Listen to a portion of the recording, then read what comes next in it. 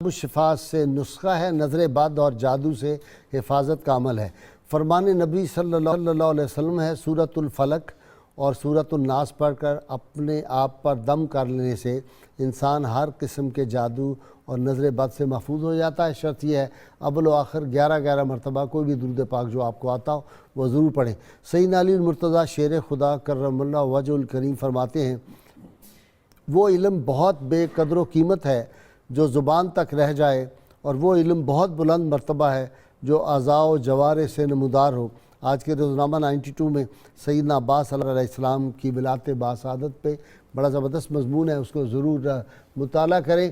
اور ناظرین کرام، اللہ کریم سے دعا ہے اللہ تعالی ہمیں رحمت کونین صلی اللہ علیہ وسلم کی غیر مشروط محبت اور لامحدود وفاداری نصیب فرمائے، اور وہ نعرہ جو گلی گلی کوچے کوچے گونج رہا ہے انشاءاللہ تا قیامت گونجے گا، اس کے لیے تیار ہو جائیے۔ میرے تینوں مہمان بھی نعرہ لگائیں گے، سامعین ناظرین سب مل کے زوردار نعرہ لگائیں گے۔